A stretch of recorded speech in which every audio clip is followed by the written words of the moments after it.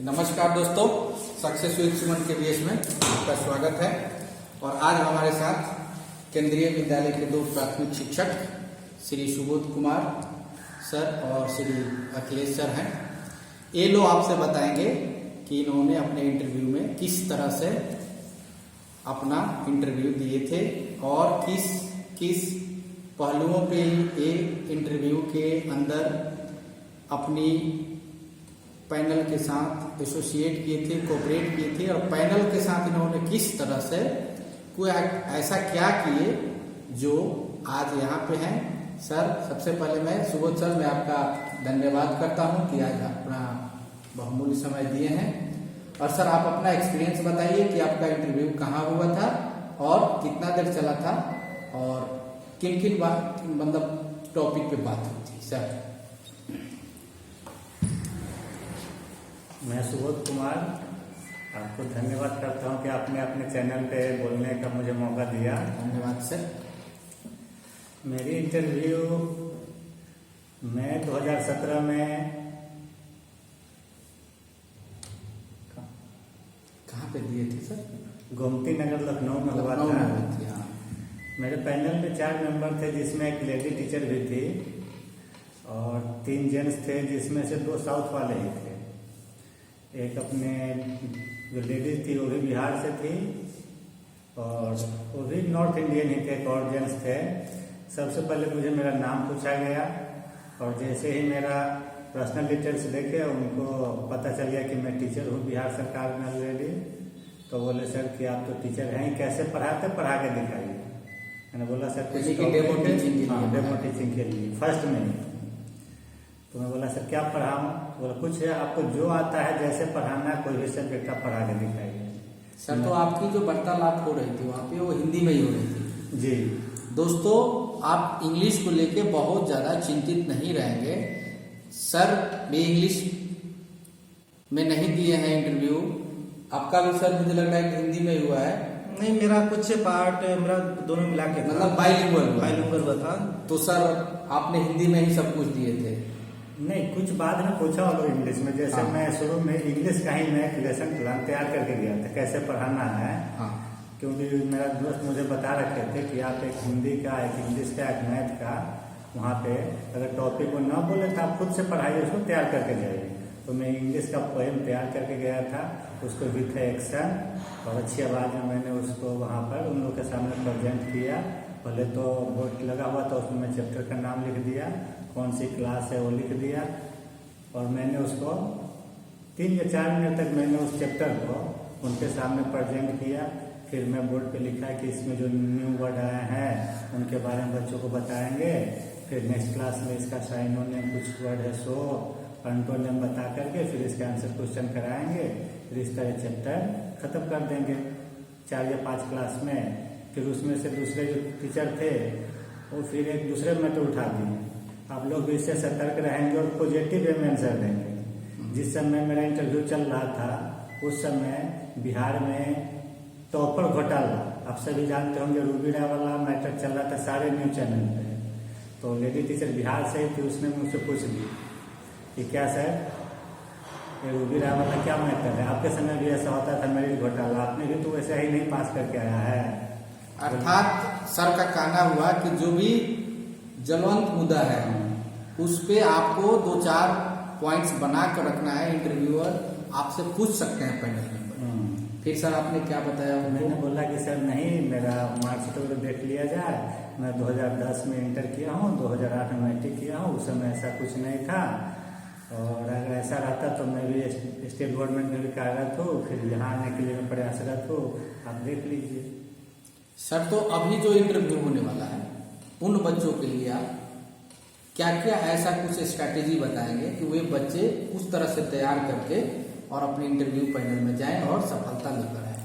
मैं तो सबसे पहले कहूँगा प्राइमरी के लिए कि आप सभी सब्जेक्ट का, जैसे ईवीएस हो गया, मैथ हो गया, हिंदी हो गई, ठीक है, सभी का आप कम से कम 1 या 2 लेसन तैयार करके जाएं। अगर वो टॉपिक का नाम बताए तो ठीक है, नहीं तो आप खुद से शुरू हो जाए। वो बोले कि सर इंग्लिश में कुछ पढ़ा के दिखाइए, तो ऐसा नहीं है कि आप उस समय सोच लें कि मैं क्या पढ़ा इंग्लिश में। अब पहले से प्रिपेयर होके जाए कि अगर बोलेगा पढ़ाने के लिए या मैथ का कोई तो बोलेगा कि मैथ में कोई चैप्टर पढ़ाइए, तो आप तैयार करके पहले से जाइए और जाते हुए शुरू हो जाइए कि कैसे पढ़ाना है, क्या पढ़ाना है, आपको पहले से इसे पता होना चाहिए। और कहने का मतलब है सर, मैं क्षमा चाहूंगा, आपको रुक रहा हूँ, कि आपको पहले से ही हर सब्जेक्ट का 1 या 2 लेसन प्लान तैयार कर जाना चाहिए और बोर्ड पे लिखने की प्रैक्टिस करके जाना चाहिए। अगर आप वहां जाकर और पहली बार चौक या डस्टर या कोई मार्कर लेकर बोर्ड पे जाएंगे तो आप पकड़े जाएंगे। तो इसकी प्रैक्टिस आपके पास टाइम है 15-20 दिन, अभी 1 महीना लगभग टाइम है। आप प्रतिदिन बोर्ड पे प्रैक्टिस करिए। बोर्ड पे पढ़ाने का सीखिए। व्हाइट बोर्ड हो आपके पास तब या ब्लैक बोर्ड हो तब, जहाँ भी जैसे भी हो आपके पास जो सुविधा अवेलेबल हो उस पर आप पढ़ाने का एक प्रयास करें कि वहाँ जाने के बाद आपको हेजिटेट फील ना हो और कोई कुछ क्वेश्चन पूछे आप पढ़ा रहे उस बीच में से तो उसका जवाब दे सके, ऐसा ही टॉपिक आप वहाँ पे पढ़ाइए जो आपको पूरी तरह से कंठस्थ हो। सर एक चीज और है कि बच्चे कह रहे हैं या पूछ रहे हैं बहुत सारे मैसेज पे कि कितनी देर का इंटरव्यू होना चाहिए, तो आपका इंटरव्यू कितना देर का हुआ था? मेरा इंटरव्यू 6 से 7 मिनट का हुआ। वो आपके प्रेजेंटेशन के ऊपर निर्भर करता है। अगर शुरू में उसने कुछ ऐसा पूछा, आपने उसका उल्टा पुल्टा जवाब दे दिया तो आपका इंटरव्यू 2 मिनट में भी खत्म हो सकती है। बिल्कुल। अगर आप पॉजिटिव वे में जा रहे हैं तो खींच करके 10 मिनट तक ले जाएंगे, बारी बारी से सभी लोग पूछेंगे। नहीं तो पहले कोई एक पैनल के मेंबर पूछे, उसी में आप उसको गलत बता दिए तो फिर दूसरे लोग प्रयास भी नहीं करते कि इनसे कुछ पूछें। आप अपने समय को चूक जाएंगे, आप अपने लक्ष्य को छोड़कर वहां से वापस आना पड़ेगा।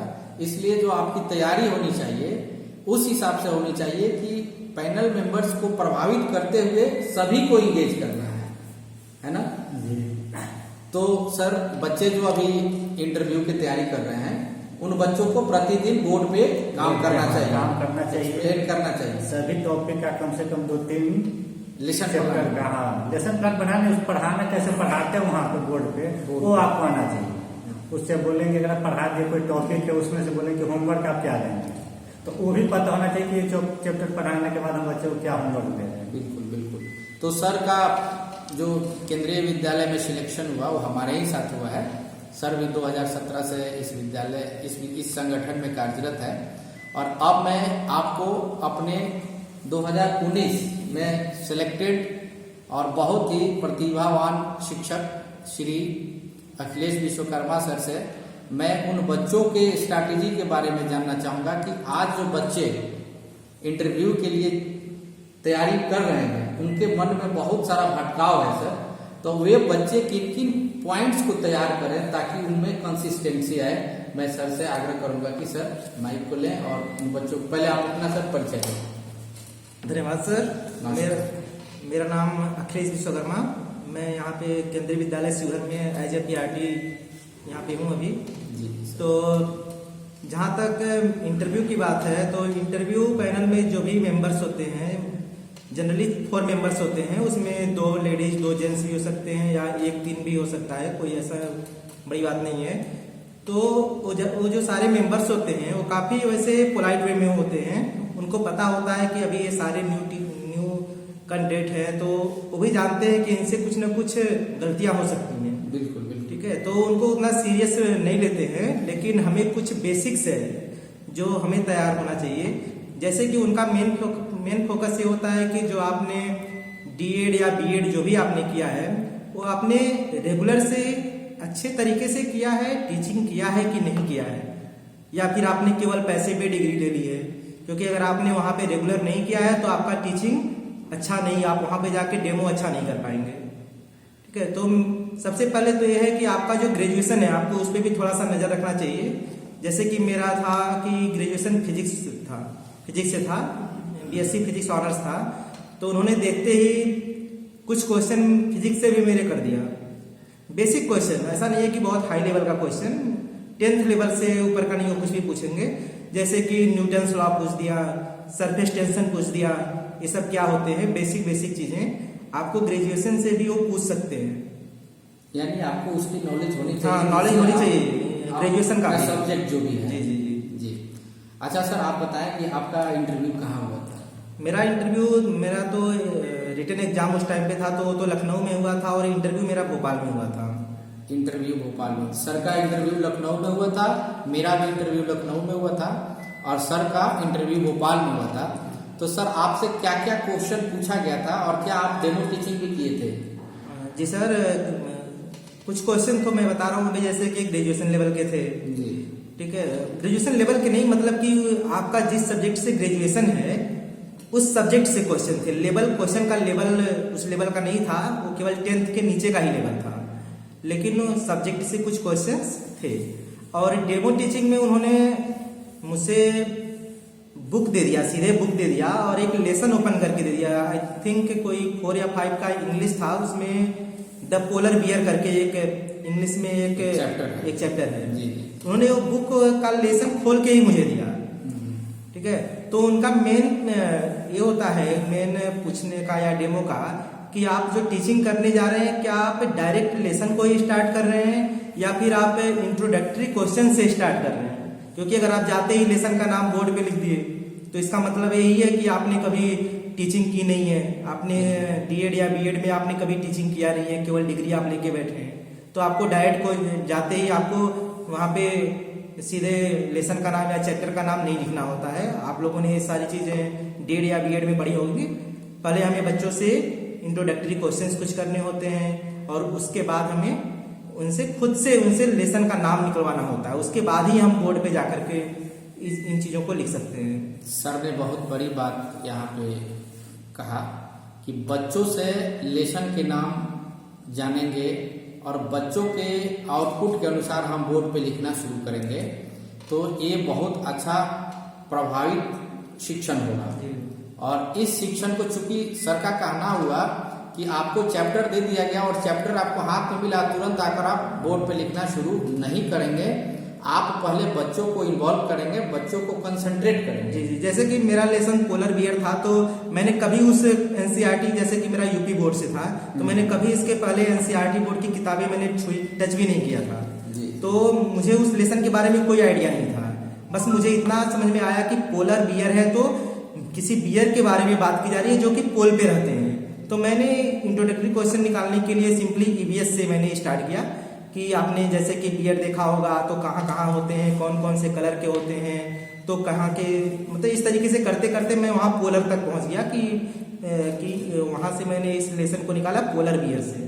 ठीक है, तो इस तरीके से मैंने उसके बाद बोर्ड पे लेसन का नाम लिखा और फिर मैंने जैसे ही मैंने लेसन का नाम लिखा, इंट्रोडक्टरी क्वेश्चन किया और लेसन पोयम को रीड किया, वैसे उन्होंने मुझे बुला लिया। क्योंकि उनका जो मेन फोकस था कि इसका स्टार्टिंग क्या है, मतलब जो कैंडिडेट हैं वो लेसन को स्टार्ट कैसे करते हैं। मतलब आपकी स्किल को वो देख लिए, कौशल को देख लिए, उनको पता चल गया कि सर के पास कौशल है, नॉलेज है, टीचिंग पेडागोजी के बारे में इनको पता है कि किस तरह से क्लास को शुरू करना है।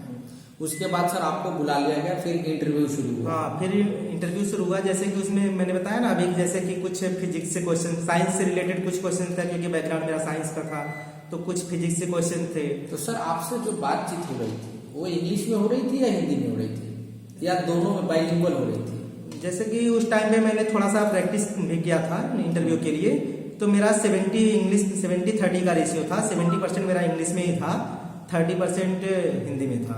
क्योंकि वहाँ पे जो टीचर थे, हिंदी और इंग्लिश की हेल्प से आप अपने इंटरव्यू को दे सकते हैं जी। क्योंकि वहाँ पे एक टीचर थे जो कि केवल इंग्लिश में ही बोल रहे थे। ठीक है, शायद मुझे लगता है वो हिंदी में कंफर्टेबल नहीं थे, तो इसलिए वो इंग्लिश में ही बोल रहे थे, तो उनका जवाब मुझे इंग्लिश में ही देना पड़ रहा था। क्योंकि मैंने उनसे एक बार क्वेश्चन भी ऐसे ही पूछ लिया कि सर हिंदी में या इंग्लिश में, तो उन्होंने मेरे से एक ही क्वेश्चन पूछा कि अगर आपकी पोस्टिंग साउथ इंडिया में हो जाती है तो आप किस लैंग्वेज में पढ़ाएंगे। ठीक है, और तो सर की पोस्टिंग साउथ में हुई है, अभी पिछले साल आए हैं सर। तो मेरी फर्स्ट पोस्टिंग 2 साल तो आंध्रा में, दोनों सर साउथ से ही आए हैं। तो सर जो बच्चे हैं उनको डरने की जरूरत नहीं है। नहीं, बिल्कुल डरने की जरूरत नहीं है। बस पैनल्स में जो मेंबर्स होते हैं वे हेल्प करते हैं, वो हेल्प करते हैं। देख लेते हैं कि अगर आप में टीचिंग का स्किल्स है, आप संगठन को 100% फिलअप कर रहे हैं, कैशअप कर रहे हैं, तो आपको हेल्प भी करते हैं। बिल्कुल। और ये एग्जाम्पल आपके सामने, सर तो पहले से चूंकि कार्यरत थे तो उनके पास नॉलेज थी, लेकिन मैं और जो सर हैं हम लोग बिल्कुल न्यूली केंद्रीय विद्यालय संगठन के सदस्य बने, तो हम लोगों ने जो भी अपने ट्रेनिंग के द्वारा उस समय जो भी सीखा था उसी के बेस पे हम लोगों ने अपने इंटरव्यू को सफल बनाया था। जी।